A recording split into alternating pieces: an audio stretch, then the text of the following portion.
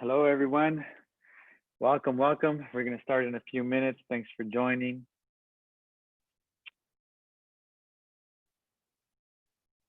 Adam, what up? Roberto, what up?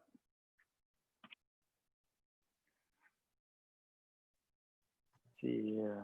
I'm still waiting for my what up. Hey, what's going on? Oh, I see you, Baja. What's up? Diana, Natalie, two Natalies. All right, cool. B. Robinson, SC. All right, this is exciting. We got a minute. We're going to have some last minute people just jump on. All right.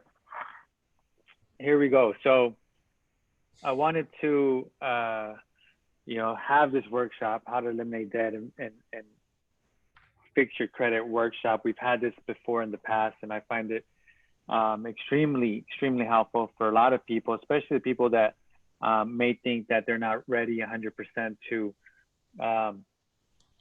buy a home or get into investment of real estate, or people who just don't understand credit or how important it is, people that don't understand debt and how important it is. And, debt is the #1 wealth killer in America. And people just don't understand. So I'll kick it off just by giving a few examples of exactly how debt works.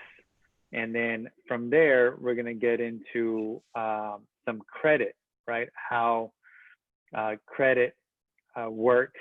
We're going to talk about some, I guess, myths about credit, right? Some fallacies about credit. And that way we all understand how it works. And then after we talk about how it works and how to raise your credit, then we're going to talk about why it's so important to have good credit and how that equates to actual dollars in your pocket. And then we're going to combine it from there into, we're also going to add debt, right? Why it's important to have low debt and how that equates to, again, dollars in your pocket that you're missing out on. So I'm glad everyone's joining and here to learn. So that's what we're about. So let's get right into it. Let me share my screen here. So debt is the #1 wealth killer in America. So concepts of money to consider. When you pay cash, it always costs less. You save / make money. When you finance something, it always costs more. Cash on hand versus carrying debt. So I'm going to give a few examples that I always see. That way we could just from a very high level, very general concept, understand this, okay? So when you buy a car and you finance a car, the car costs 40 grand, your down payment's 2,000, 5% interest over 60 months. The cost to finance that car is 3,400 bucks. So the true cost is 43,000 instead of 40,000, the sticker price. Okay, just super basic. So if you buy cash, you have zero interest, zero financing cost. So you're saving 3,400 bucks divided by 60 months. That's $57 a month. Now, if you take that same money, if you buy cash and then you reinvest the 3,400 you would have paid in over time, plus the monthly interest you're saving, you would earn, and again, S&P averages 8% over the last, I don't know how many years, return on average. You would earn 4,200 bucks on your money. So the true cost of the car would have been 35,000. Okay, if you just keep going a little bit further into the details of buying cash or not having a finance deal.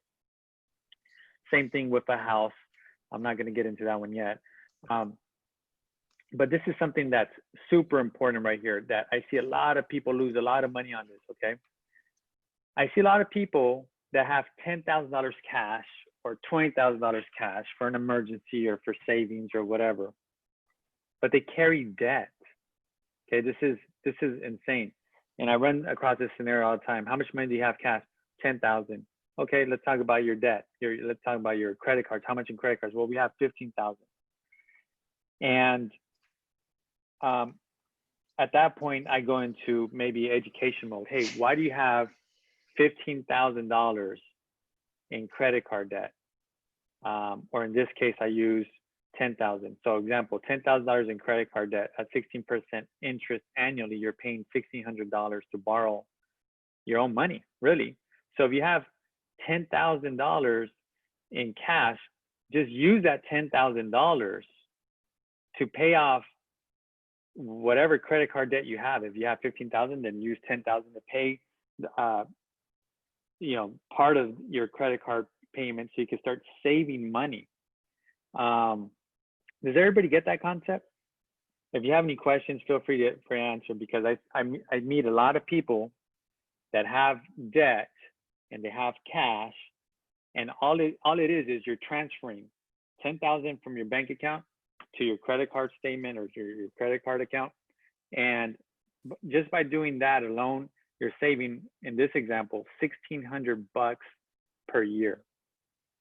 And that's real cash. And a lot of people just say, oh, well, I want it for a rainy day. I want it for an emergency fund or whatever. All that, it's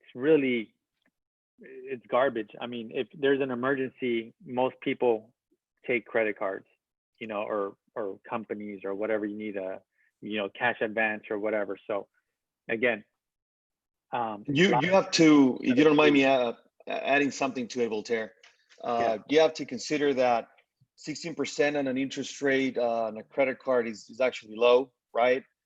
They normally dwell in the low mid 20s percentile, and that most people make payments very close to what is considered the minimum payment due on the credit card, which will take them 10 plus years to pay off. Yeah, so you're right. Having said that, you take that $10,000 debt times $2,400 a year in interest, and they're making $200 payments a month. They're not paying off any of the principal, and he just keeps carrying and carrying, and before you know it, in 4 years they already saved those 10 grand. So by paying those $10,000 off, and by saving what they are saving now on that monthly payment they're no longer making, they actually get their money back at a very high rate of return, which is the same rate of return of the interest that you're paying the bank, if you think about it, right? Yeah. So by the way, this is Robert Kelly, finance major, lender. I mean, all kinds of stuff I could say about this guy. He knows the stuff when it comes to finances and money. So again, this is just a concept that a lot of us need to grasp.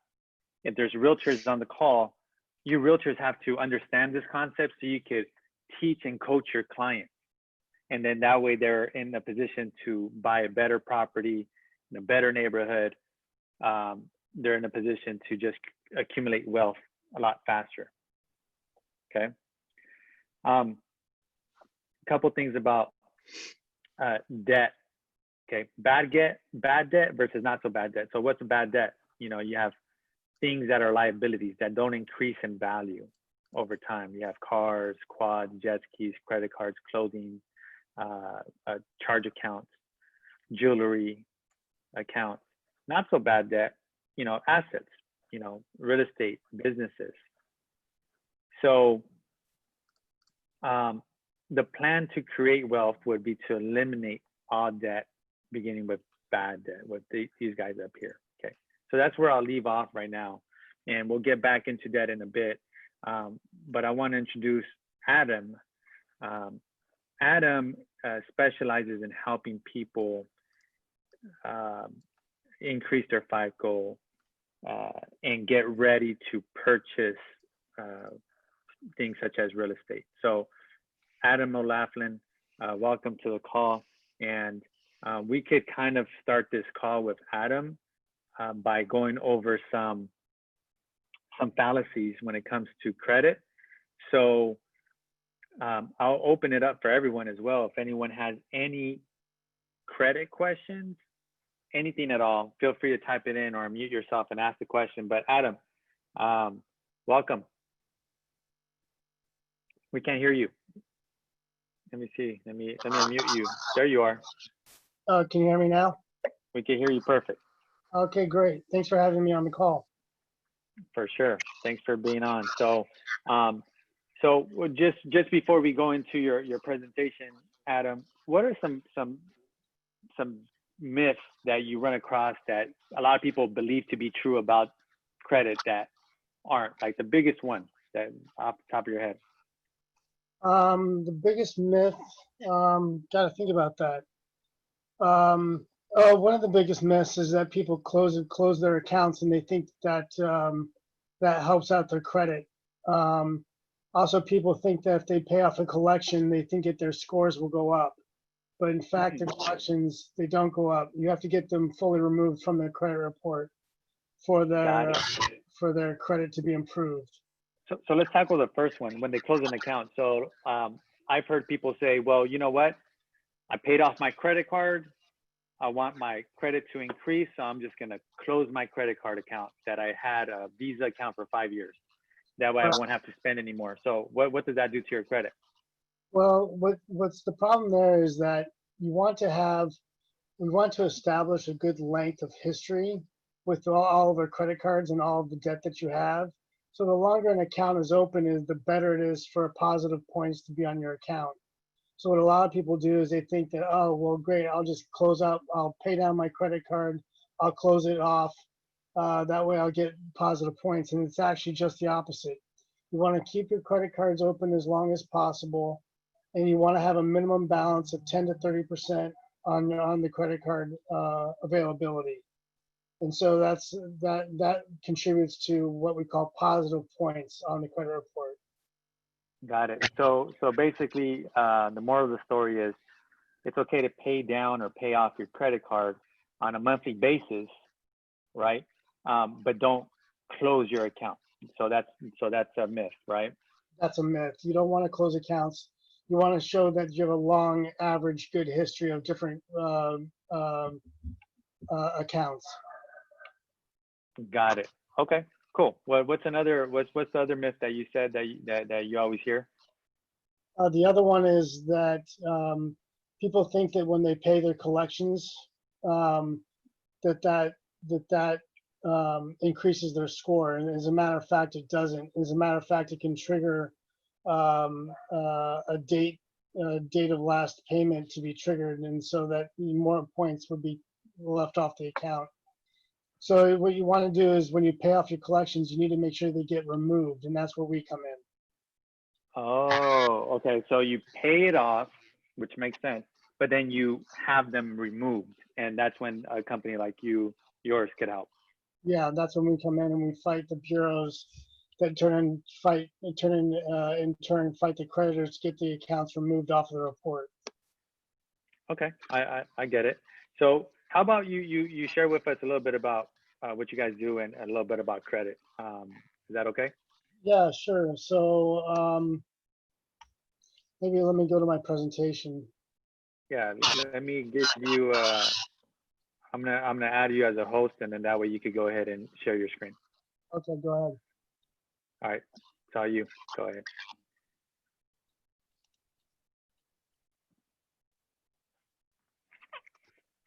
If you guys have any questions, just type it into the chat. You guys see the screen? Yes, we can see it perfect. Great. So raising your FICO score and understanding credit restoration. Oh, hang on.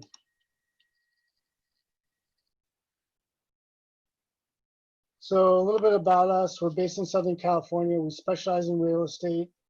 We're 100% referral based and we're 5-star Google rated. And what we've done is we've come up with an efficient process to help people restore their credit and could get coached up on positive points.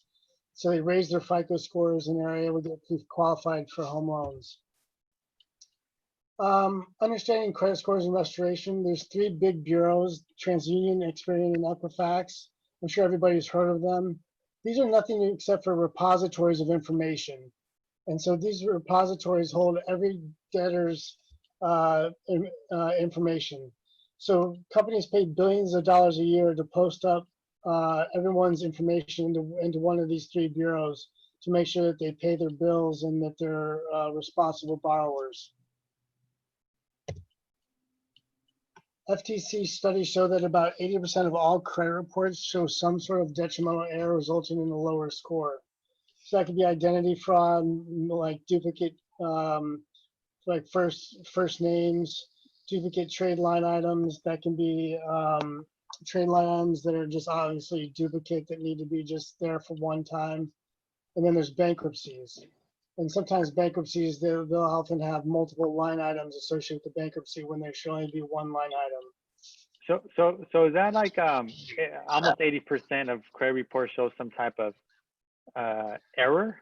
Is that accurate? Like, is that your experience from looking at people's profiles? Yeah, absolutely. Because the problem is that when people are posting information up to the three bureaus, that information does not have to be 100% accurate. Anybody can pay money to the three big bureaus saying that this creditor owes me money, this debtor owes me money. And so the account information does not have to be 100% accurate. And so that's why FTC studies show that over 80% of credit reports have these errors in the report. Well, that's pretty amazing. Robert, is that your experience too? Do you see a lot of that? Yeah. I think in general, at least if not 10 out of 10 clients, they show information that is inconsistent. A lot of the times, I also see that someone would pay off a debt, and the creditors don't update an account, and they just leave it there for years sometimes. And it appears as if it's an open debt with an active payment, and it's not. So I do think that it's at least 80% with incorrect information. Yeah, that's pretty amazing. So that's where we come in and fight for the client. We do 100% full audit investigation of the account, and then we simultaneously coach the client up on there's 35%. Are you on a different page? We're still looking at the bureaus. Oh, there we go. Okay. So who calculates the credit score? There's credit vendors that lease the information from Experian, Equifax, and TransUnion. They lease algorithms from Fico score. And then there's 11 different mortgage FICO scores that come out of that process.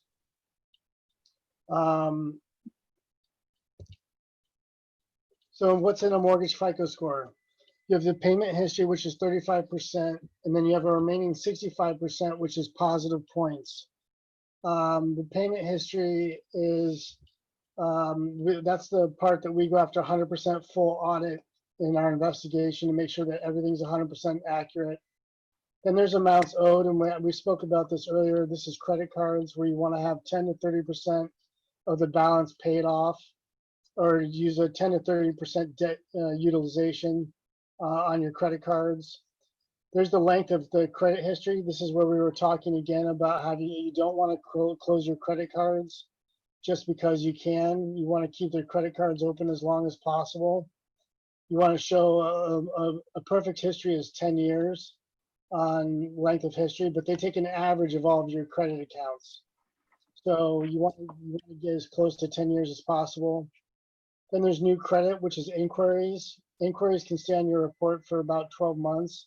Inquiries can be 1 to 5 points. So you want to keep your inquiries low. And then there's types of credit, which is revolving versus installment. And that's usually a 3 to 1, 1 to 1 ratio. But it's not really worth very much points on the pie chart. Got it. So from this pie chart, it's showing, if you keep your amounts owed down, like a low balance, that's 30%. Payment history, meaning being on time, timely payment, that's 35. So that's a big chunk. And then length of credit, that's another big chunk. So the new credit and types of credit. So what do you mean by types of credit? 10%. What is that? Can you repeat? It's revolving versus installment. So revolving is like your credit cards, and then installment is like your mortgage and your car payments. And so there's a 3-to-1, 1-to-1 ratio there that they're looking for. I got a quick question for you, Adam, because this is one of the issues that happen very often. Clients go out and get car loans, and that's an installment loan, obviously.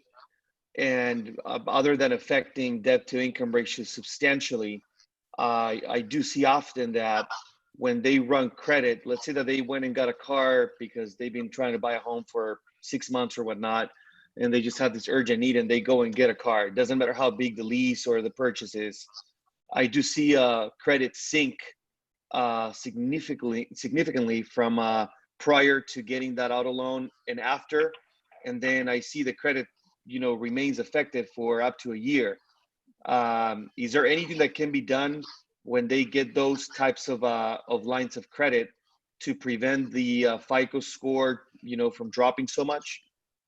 No, that's just a part of the process. Unfortunately, when they go out and they purchase a big line item like that, it's going to impact the credit history. Is that because it drops the average of the accounts history that you got, or why?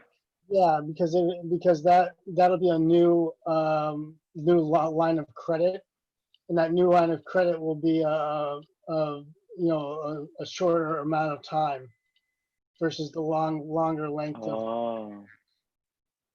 You're adding a short account. Yeah.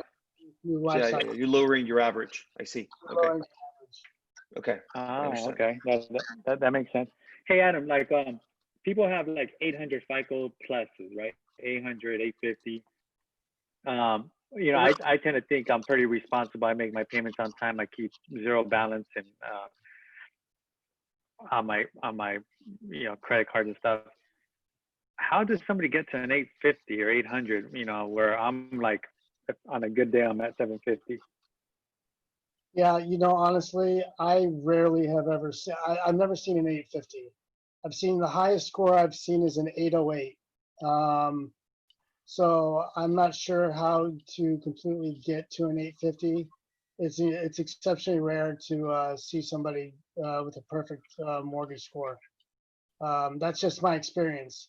I'm usually dealing with the people that are in their 500s that are just trying to get into their 600s and they qualify for a loan. Gotcha. Okay, cool. Just thought I'd ask. Does anyone have any questions about this? About FICO? By the way, it says mortgage FICO coaching at the top. It says FICO.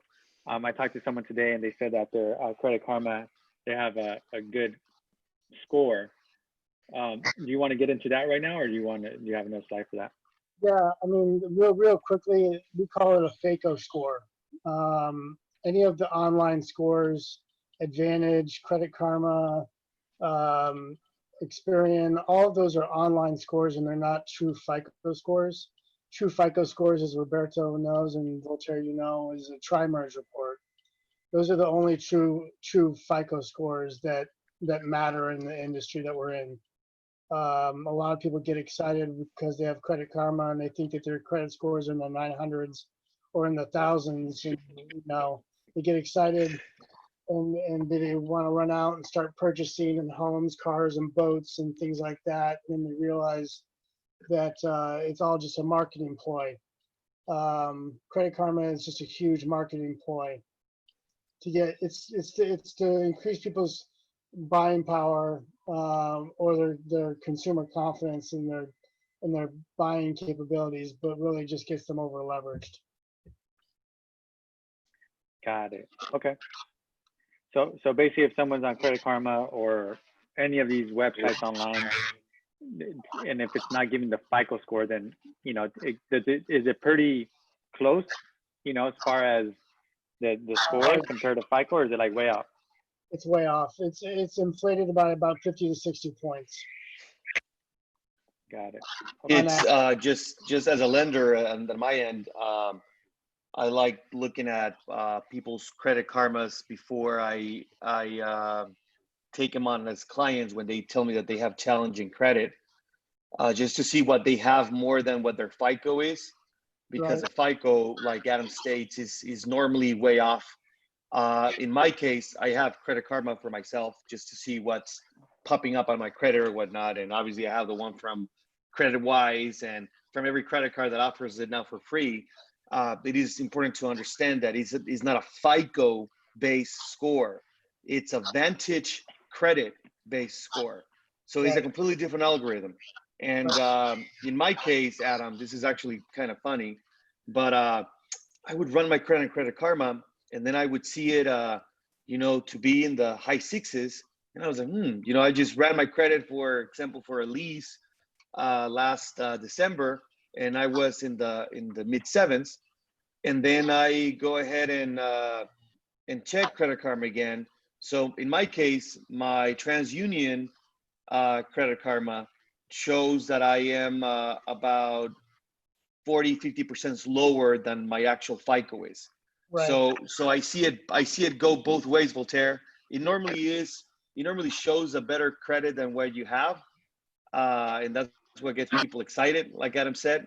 But it should be taken more as a metric of accounts that are reporting onto your credit, just to have some sort of control of it, because he's still not completely accurate regardless. He doesn't give you certain information that Tri-Merge reports may give you. So it's good. It's a good tool to have just for general knowledge of your debt, but not necessarily as a metric for your FICO score, because he's not a FICO score. Right. That's right. Got it. Okay, Right. cool. All right.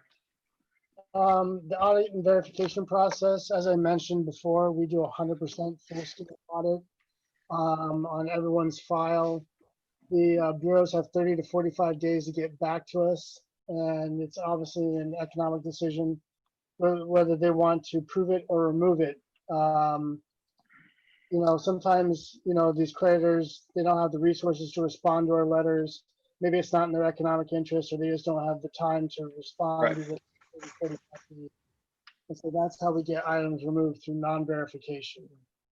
Cool. Got it. So basically, there's that law that that the creditors have to respond to one of your letters, and if they don't respond within that time, it just takes it off. So that's basically how you guys work and how you can help people get to a point where they could buy a home or make a major purchase.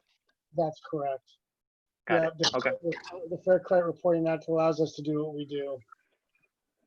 Cool. There's one thing I would like to add to that, Adam, if you don't mind. I think that even if you have good credit, or what you would consider to be good credit, over 700 or whatnot, there's still stuff that you can fix and that you can remove to that you may not want it to be there for whatever reason.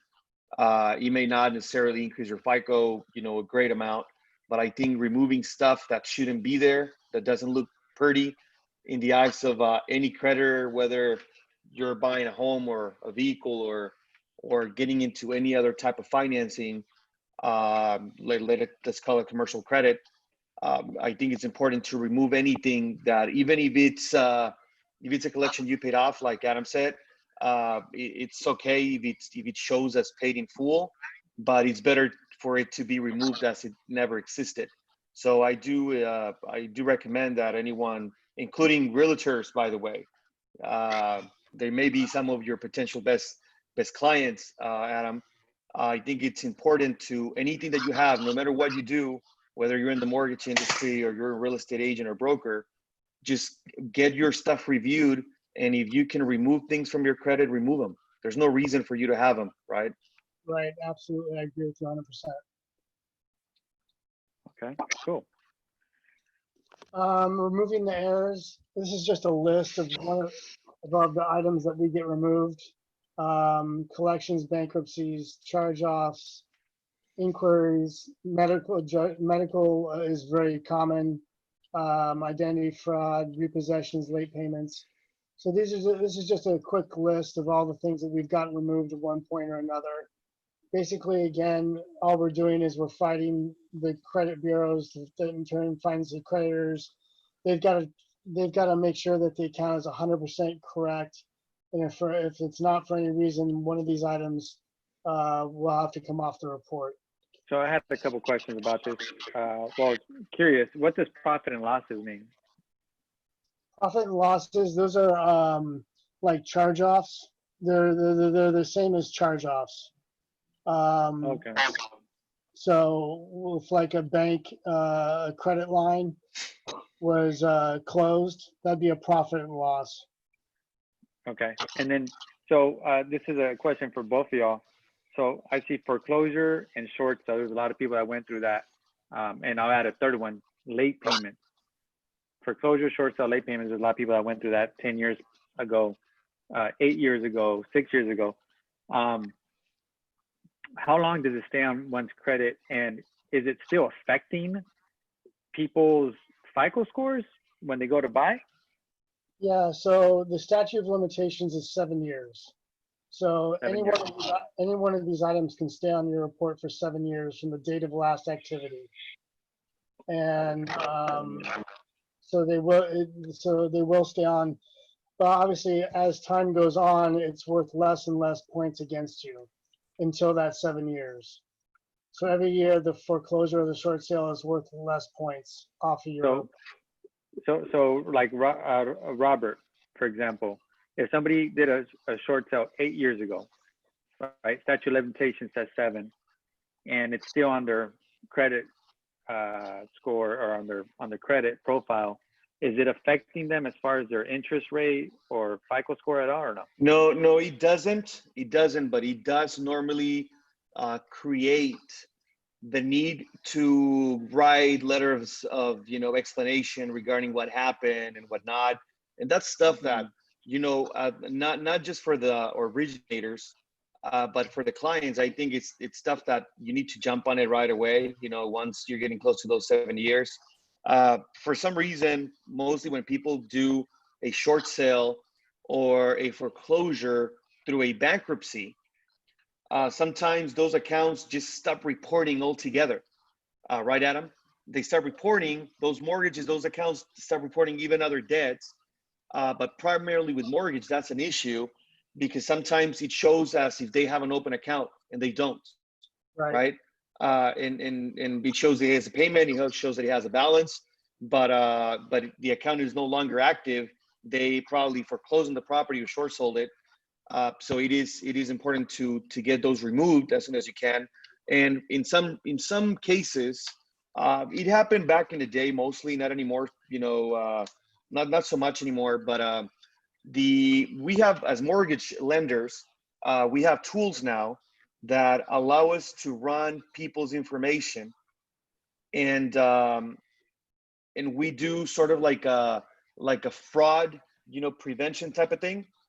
And this fraud prevention platform tells us if those individuals had a short sale or a bankruptcy, if there's addresses that have some conflicted information, I'm sorry, and that may be something that will also create a problem for buyers. So it is important for that reason, it's important to have an accurate credit report, because it doesn't matter whether it's for the good or for better or for worse. It needs to be accurate because that can create issues while in a transaction. Yeah. Got it. So I guess the moral of the story is to just always monitor your credit. If there's something under that's old or isn't relevant or wrong, then just get it off, even if it's not impacting your FICO, right? Yeah. Okay. That's good to know. Something that we really stress here at Brightside is 100% transparency. Again, we do the full-scale audit of 100% of the items in the credit report. We have monthly email alerts and text messages, bilingual support. We have a secure portal that puts the affiliate client and the credit analyst all linked together. And that makes sure that everyone's on the same page as we're going through the process every month. Okay, cool. And we're an affordable solution. It's $199 to get set up with a credit coach, $99 for a family member to add on. and then there's no contracts. You can start or stop at any time. And it's $97 for month-to-month program. So that's $97 for us to write letters to all 3 bureaus. So that's not per letter. That's not per line item. That's a flat fee of $97 month to month to be in the program. Gotcha. You got to hit him with the, if you act now, what's the price if you act now? Yeah, it's $99. So is this the Lepe Tendwell special right here, $199 setup? Yes, it is. It's actually $299, but we knock off $100 because of Voltaire. The homie hookup. We got to name it. So, okay, so I had a question about this. So if somebody wants to buy and they're like a 580 FICO, and then they go to the lender, they talk to Roberto, and Roberto says, we need them at a 640 FICO. Is that when they just go to you, Adam, and then you look at their profile and you're like, okay, I'll be able to get your FICO up to 640 plus within X amount of months? Is that how you analyze it, or how does that work? Yeah, so what we do is we get a copy of the credit report from Roberto and the client. We sit down, we go through the report, we analyze how many late payments, what kind of derogatory remarks are on the credit report, and then we try to make an honest assessment whether it would be an easy file or a difficult file to pursue. Difficult files will have a lot more recent late payments that are holding down the account with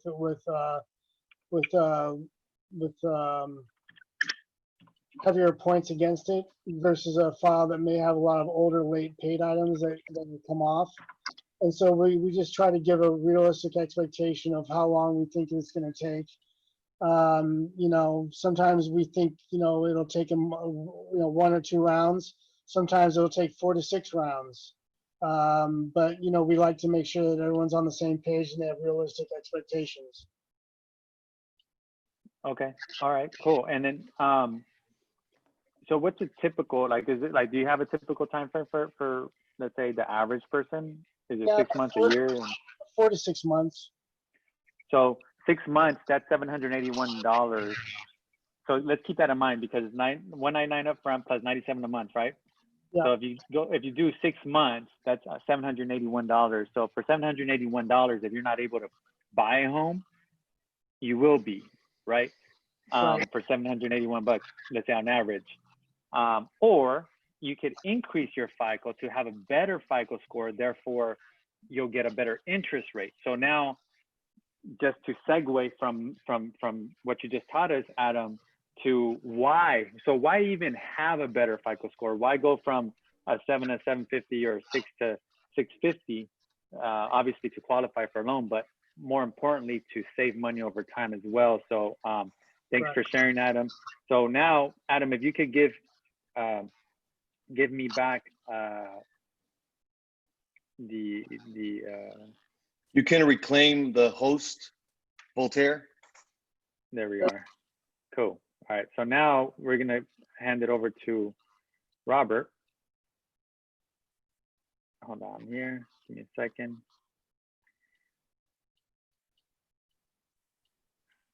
Looking for my mouse. My mouse disappears once in a while. I don't know what's going on here. All right. Can I ask a question for Adam? Yeah, Sure. go ahead. Hey, I was just wondering, so I have one delinquent payment from 2015, but literally it's just one in like this whole time. Is there anything I can do to try to fight that, being that it's the only one that I have in my history? Yeah, you can write, you can just dispute that one line item with the credit bureau. You just write a letter to the credit bureau, challenging the file, and then they'll in turn challenge the creditor. Okay, cool. Thank you. Cool. Thank you. All right, here we go. Just reclaim host. All right, let me add. Telling you, my funny, my mouse disappears sometime, and I'm just like, all right, here we go. Okay. So you got it, Robert. You could go ahead. Right. And share what you got. And by the way, if you guys have any other credit score questions, go ahead and ask them. So thanks for asking, Grace. Okay. Mine's gonna be very short, as it is sort of complimentary of what Adam said. Can you guys see the screen now? Yeah. I can. Yeah.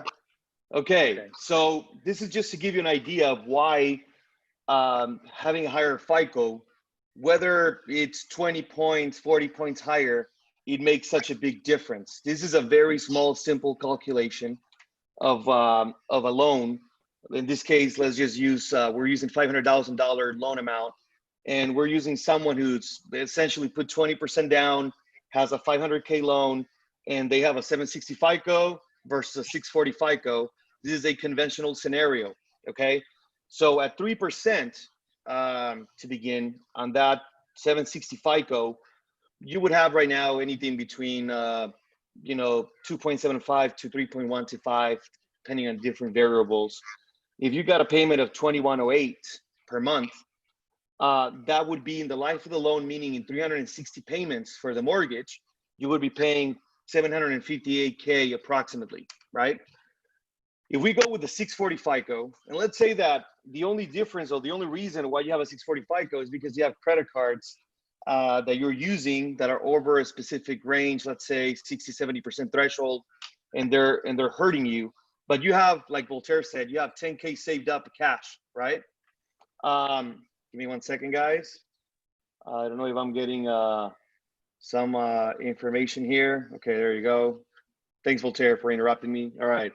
So if you have a 640 FICO, and let's say your rate is 3.75, which if you look at it historically, it's still a great rate, 3.75%, right? But once you look at the numbers of what you could have had versus what you're getting, you're looking at a payment of close to 9% higher per month from one payment to the other, right?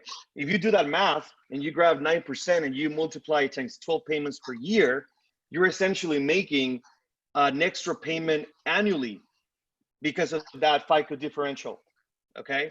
That's money that could be going to your pocket. And second is, once you take that on the life of the loan and you add every single payment you've made, you're paying almost $75,000 above what you would have paid if you had 760. Now, this is a little bit of a drastic situation that I'm showing just to be, able to communicate this to you guys. But in general, in anything, whether it's credit cards, car loans, and home loans, any type of open-end credit, close-end credit type of trade line, it's always better to have a higher FICO. And this goes back to a class we had recently where we spoke about cash flow. And what we mean by this is the lower the interest and the lower the debt as a result that you're having to out of pocket every month, the higher the FICO will be, meaning the less cash you will have strapped, on payments, whether they're credit cards or whether it's something else. You want to make sure you lower the rate that you have access to, and normally the only possible way is by having good FICOs. Now, you may still have amazing FICO and you may still not qualify because of multiple reasons. Call it you don't report enough income if you're self-employed, or simply you've let your sister and cousin and your neighbor borrow your credit to buy a car, and you suddenly have 4 car loans on your credit. So let's go to the next slide real quick. Well, let's I want to touch on this a little bit. So yeah. I think this is super important because people really don't understand and they don't understand because no one ever breaks it down in dollars. So if we're all here and we're all trying to accumulate wealth, because that's the goal, right? Over your life, yeah, you want to accumulate wealth. And a lot of people have, negative connotations with accumulating wealth or money, but you could do a lot of good things in life by being wealthy. But this is just one basic example. 2 different people buying the same house at 500,000, except one's going to, earn or save $74,000 over the life of the loan versus the next person. in line just because they have better FICO scores. So Yeah. that's like, to me, that's pretty mind blowing. And then when we compound this throughout their entire life, let's say customer A and customer B. Customer A has excellent credit, customer B not so much. And over the life, you know, just this is just one example on one mortgage, but let's say, you know, they get 2-3 mortgages throughout their life. Let's say that they have, you know, 5 to 7 cars throughout their life, and credit cards and all these other things that you get as a consumer in America. I mean, it could easily add up to $500,000, $1 million bucks. This is just Easy. mind blowing. Easy. Yeah. Easy. So Easy. so then Yeah. one wonders when they retire, it's like, why does customer A get to retire at a decent age, and customer B just works for the rest of his life, or rest of her life? So I think something as simple as this little infographic that you created, it goes a long way. And you know, savings of 9% per month, that's huge. And a lot of people might be like, not a big deal. But one thing I realize about wealthy people is that they use percentages a lot. You know, so you know, you know, I'm getting it for 9% lower, 9% higher, whatever. Like, so we have to start understanding and start using percentages too. So I like this infographic.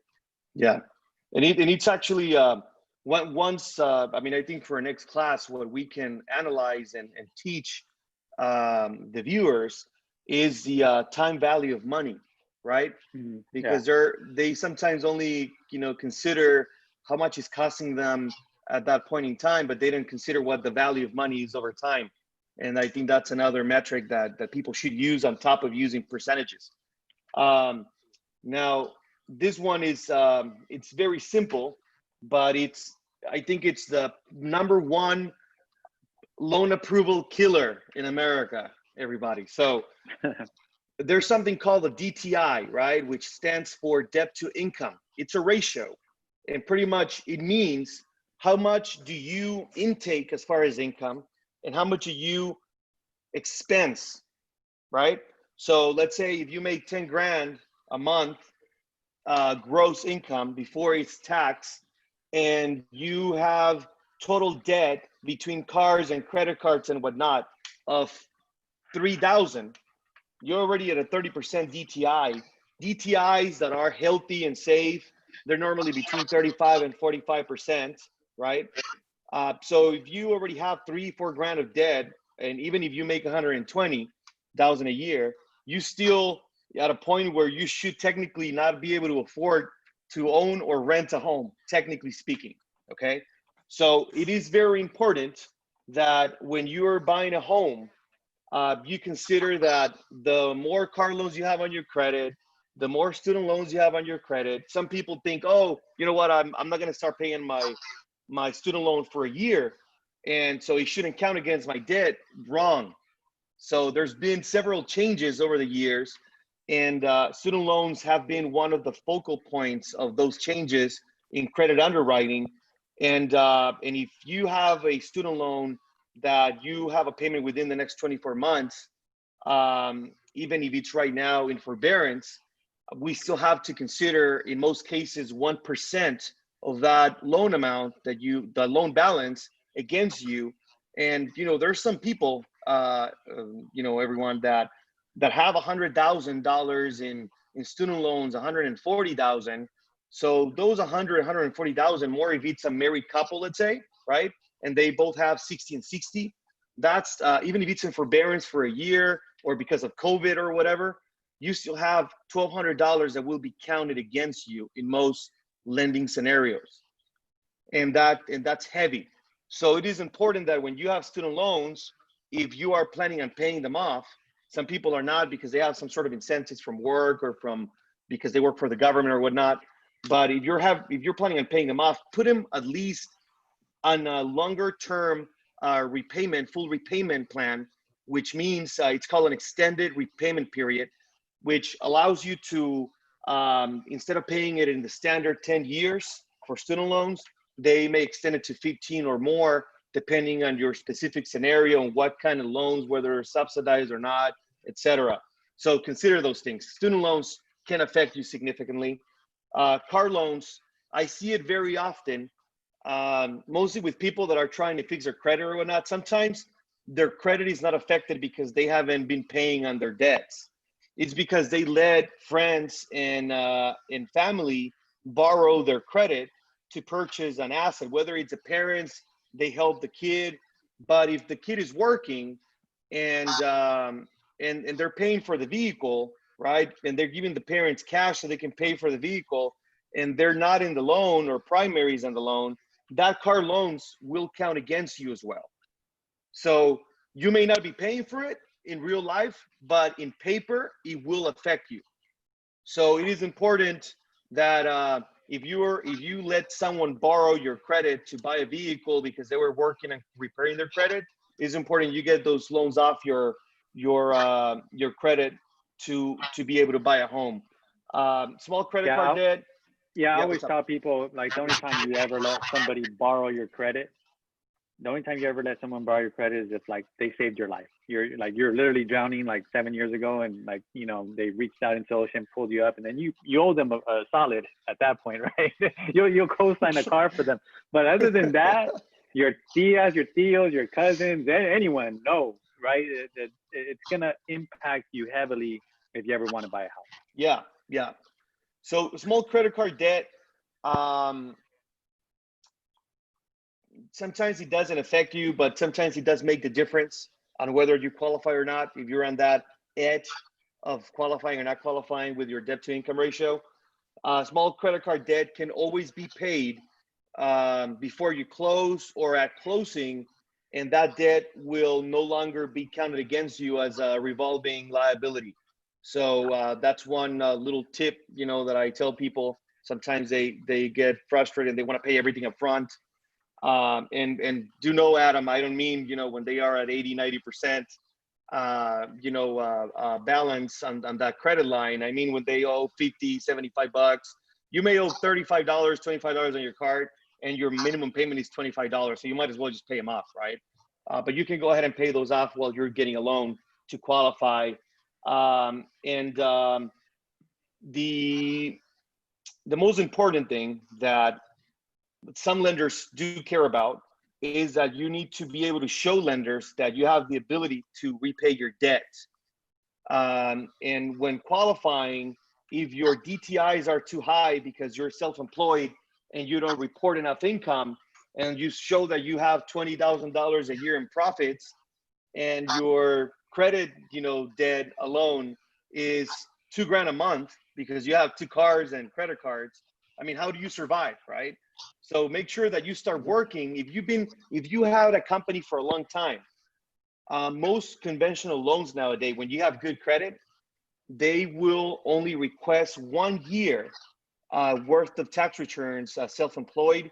As long as you had a business license and you can prove that you had it for over 5 years, you may just qualify with 1 year. So that old rule that you had to average 2 years is not the case anymore on every scenario. It may apply to some depending on the types of income they're receiving based on their tax strategy with their accountants. But most things can now be done on a 1 year tax returns. If you have good credit, that's a way to go because you need to do it through conventional. If you use government products, you won't be able to. I know I'm getting out of the credit part of it, but I just want you guys to understand having debt on your credit can keep you from qualifying even if you have good FICOs. Yeah, and I think that's important because we all grow up as consumers. If there's, the realtors that are on this call, we have to educate our clients not to consume so much, right? And to pay off whatever debt they have. I remember a famous line by Big Boy from Outkast, where he goes, "I heard it's not where you're from, but where you pay rent. Then I heard it's not what you make, but how much you spent." And it's true because I think a lot of people have that mentality where they're like, "Oh, I just need to, have the best car, the newest car, and get a new car every few years, and buy furniture and put it on a charge account." And a lot of people do that, and a lot of people think, well, you know what? They're giving me 24 months, 0 interest anyways. And 88% of those type of loans convert to long-term debt. And I don't know how many people, family and friends, I've heard say that before. We're like, oh no, it's 12 months, you know, zero interest. I'll just pay it off before then. 88%, and we're going back to percentages, turn into long-term debt. So I think that's pretty interesting, right? Cool. Yeah, thanks for basically quantifying the difference in FICO scores, because I think that's super important. So now we talked about FICO scores and why it's important. And then we talked about debt and why it's important, right? In the qualifying process. Any questions so far? We're gonna go one question for Adam here. What if you consolidate your credit cards? Will that hurt you from buying a home? Good question, Anonymous. No, that's fine. One thing is that you want to keep your credit, consolidating credit cards is going to hurt your history. You know, like I said, there's an average length of history, and so you don't want to close a credit card that's been open for a long time. So you just want to make sure that you're not affecting your average length of history. Gotcha. So when someone says they're consolidating, does that mean that they're paying off the existing, or or closing those accounts? Well, I don't know what the. Let me jump in if you don't mind, Voltaire, because I do see this a lot. So there's a debt consolidation loan, like a credit card consolidation loan, and there's something called debt consolidation. And what debt consolidation normally means is that you call someone that's like a debt consumer advocate type of company, and they go to your creditors and they tell you to stop paying your debts, and then they work on a payment plan where they'll get you paid off. That's I mean, and it's legal, right, for them to do that. I think it's outrageous in most cases when they give you that alternative, right? In the past, I've looked for loan consolidation type of tools. I get a lot of my clients ask for that, and a lot of them end up getting hit with marketing for debt consolidation companies, and what they do essentially is they ruin your credit. So you do end up debt free, but they screw your credit up. Debt free and you can't buy nothing. So I think that's good to understand, because when people say I'm gonna consolidate, so you're saying there's two types. One is where you just mess up your credit and your life, basically, right? Or your accumulation of wealth power for those X number of years. It takes a long time to reset. Yeah, it takes a long time. And then the second time, which might be a smarter one, where a credit card company says, hey, look, it will give you zero interest for a year. Then you just use that money to pay off your other credit cards, but not close them. Right. And that one's a little better. Is that better? That's balance transferring. That's balance transferring on credit card debt, right? And that is a tool that, if used properly, it's very beneficial, right? There's also types of loans that you get through, but you can get through multiple companies like Upstart, Lending Club, or whatnot. And if you have great credit, they may give you a good rate over 36, 48 months to pay back. And that may save you some money against credit cards. But I think there's approaches to eliminating your credit card debt that are easier to deal with without rerunning your credit and getting into more debt to pay debt. Because what's likely to happen if you go and get a loan to pay off your credit cards is that once you paid it off, once you get that loan and you pay them off, you're going to start using them again. So there's some spending patterns that need to be accounted for and dealt with before you even do that.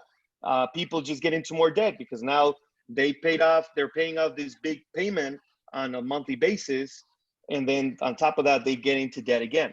So, and I see it often. I mean, sometimes it's kind of shocking that we're in an escrow and people would go out and just make some obscene purchase when they're told not to, but it is what it is. Hey, you sound salty, man. This happened today or when? No, I'm frustrated, right? I mean, it happens all the time. It's just, Uh-huh. it's just part of doing this. And what I recommend for consumers is definitely get rid of credit card debt as much as you can, as fast as you can.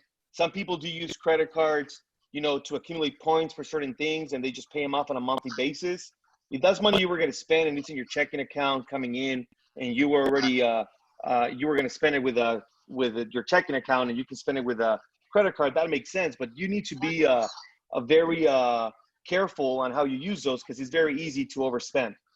Very easy. Yeah, for sure. So I think we could transition now into going into exactly what, you know, what's going on over here with handling your debt, right? So there's ways to eliminate debt. So there's a create a family budget. I think that's huge. That should, you know, that's number one on the list.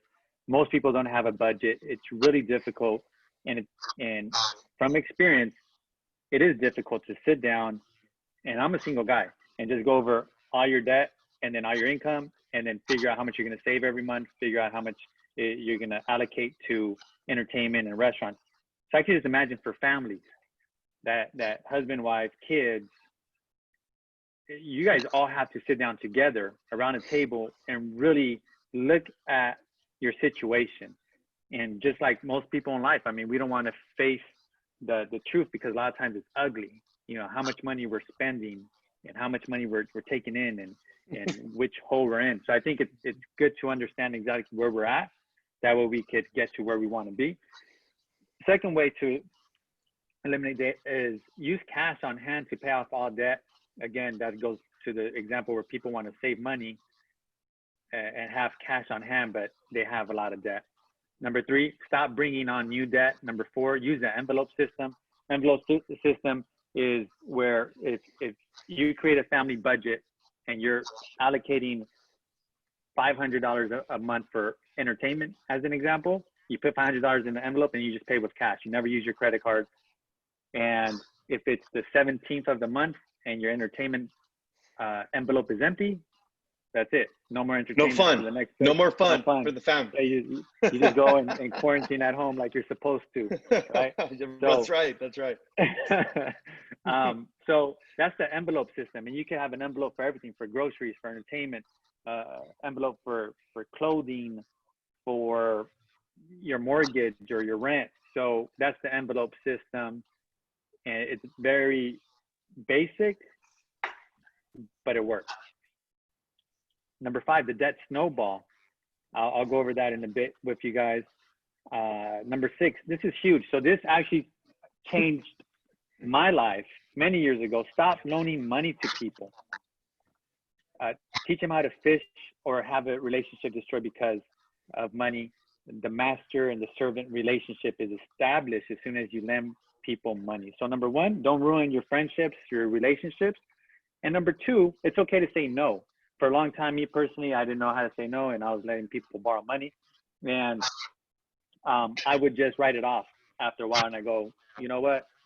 If I'm gonna let you borrow money, that means I'm letting you have money. So you know what? Here's the money. Keep it. Don't pay me back, if that was gonna be the case. But once I stopped, I learned how to say no. It really changed my financial future. Number seven, stop cash advances. Stop doing cash advances. You're losing a ton of money. Number eight, pay cash instead of credit. Again, don't use your credit card. And then Dave Ramsey, he's a big financial guru. He has his top 25, and he's basically just saying, hey, be thrifty. You know, start couponing, start consignment shopping, cut the cable, internet, phone. If you don't cut those bills, you don't have to, but look at them, because a lot of times you can save money on your phone bill, your internet. You know, you don't need cable, you know, if you have Netflix or Hulu and all these other things. So really look at what you're spending. Stop going out to eat. I know that one's tough to read or for me to say out loud. Break up with your barista. So if you're going to get coffee every day, just start making it at home, or start going once a week, 3 times a week. You know, take small steps to get there. Plan your grocery trip. This is huge. I forgot where I was reading, where most people spend most of their money or lose most of their money on groceries, because they buy these groceries and then they just go bad. So if you start planning your grocery trip, you stick to your shopping list. So if, you know, don't bring anybody along, because if you bring your kids along, they start throwing stuff in the basket, you're gonna be saying no the whole time. So stick to that grocery list. Number 7, avoid expensive habits, golf, kids, home improvement. That was a joke, man. Come on. You can't, if you want to have kids, have kids. They're expensive, but it's all good. Find free entertainment. So whenever I would go to movies before Corona, I would go to $5 Tuesdays. You know, beat paying $20 for a ticket. That's why your girlfriend broke up with you, Voltaire. Last I remember. Man, but I don't have any debt. Right? That's the important part. So there's all these things that we could go over. Let me shoot over to some examples. The cash advance example, $225 check. If you do a cash advance, they'll give you $200. That's $25 fee. That's 650% annual. So now we're going back into percentages. How much are you paying on an annual basis just for those check cashing things? 650% annually. That's crazy. Number 2, 90-day same as cash. 88% of these contracts turn into debt with 24 to 38% interest rate. Car payments are a way of life. So the average millionaire doesn't have a car payment, and they buy owned or pre-used cars. Number 4, leasing is always more expensive than owning. Dealer profit margins are a lot higher. So those are some little tidbits that I just want to share with you guys. I think it's important. Let's see here. Do we have a question? And I think Grace had a question.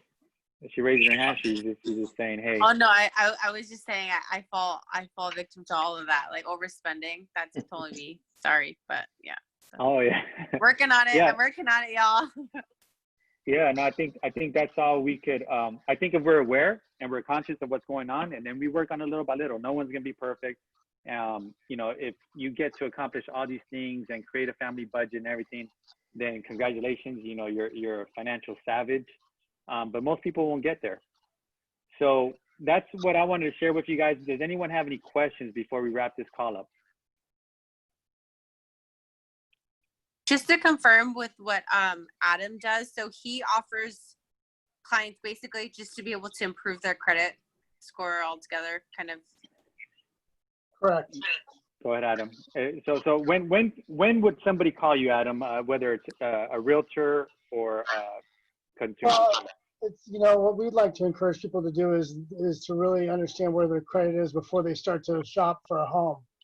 You know, what's really important is that they know what kind of home they can afford, and a lot of that's going to be dependent upon the FICO score, also the debt to income, as Roberto was saying. But it's really important that every consumer knows what their FICO score is and how much home they can purchase before they step out into the market. So what we do is we encourage people to get a tri-merge report, see where their credit score is, and if they're in their 550s, you know, and if they're in the 500s and they need a 640 or 660, that's when they come to us, and then we go to fight for them and get the credit score up. Cool. Okay. Yeah. So if you have a client that can't qualify, reach out to Adam, and he'll take care of them, and then he'll shoot them back 6 months later, hopefully, with a higher FICO, and then they could buy a house. Okay, Robert, can you do me a favor, read Ozzy's question here? Is there a difference between a mortgage credit report versus a consumer report? Ozzy, if you refer to the consumer reports that you get online for free, they tend to be different. Mortgage credit reports, also known as tri-merge reports, is when you pull all 3 bureaus and you get everything from addresses to aliases to potential deviations in social security numbers, public info, all collections, they tend to be more accurate representations of your actual FICO score that will be used to consider for your credit needs. So if I understand the question correctly, yes, they always tend to deviate. Most consumer reports are free, or even if you're paying for, you know, some of the platforms that charge you, and even though they get hacked and all your information gets stolen, it's for sale in the dark web. They still don't match the typical tri-merge report that's used typically for home purchase for home loans. To follow-up question to that, is there should we subscribe to some type of FICO service that monitors our FICO, and if so, which one and how much does it cost? Like, I guess the best one out there from your guys' experience. I'll leave this one to Adam because I really don't believe in paying someone for my FICO score.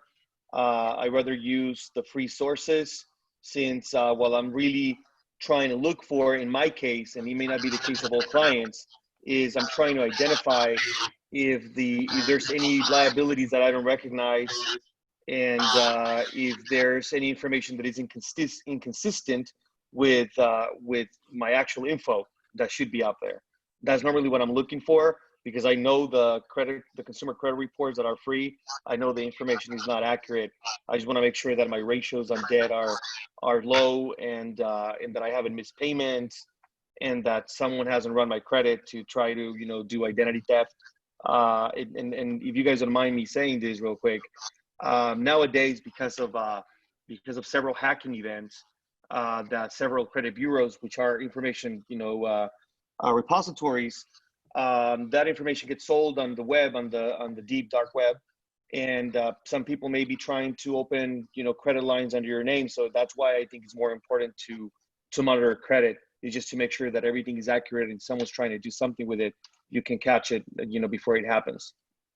But now to you, Adam, regarding that question. Yeah, there's some online services that we recommend. A company called Identity IQ, which you know, you have to pay for, but it's an online monitoring service. They give you a monthly report. So as we're going through the process with us, we get an update every month on what accounts have been corrected. But that's really a separate service, and something that we just really advocate when people are into our program. How much is that, Adam? How much is that a month? It's $19.99 a month. So it's an added service, but people really like to, you know, make sure that their accounts are monitored for fraud.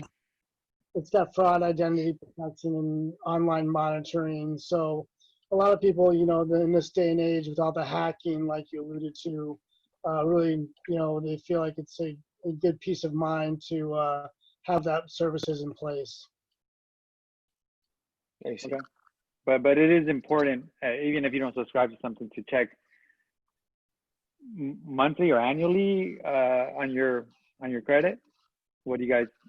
Well, I mean, like I said, the most of the free credit report type of services from your credit card provider, most banks now have that when you have a credit card with them, whether it's a Discovery card, you know, with Chase, Wells Fargo, Bank of America, or whatnot. When you have credit services with them, they offer free credit monitoring. Right. So does, you know, Credit Karma, and they normally tell you if someone ran your credit. They normally tell you if, you know, your liabilities average balance has dropped. That's free. I think when you're Credit going Karma through, is free.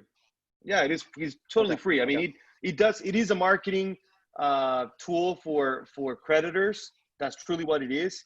But the back service that they offer, if you don't get too caught up in all that, it's actually good enough for being free.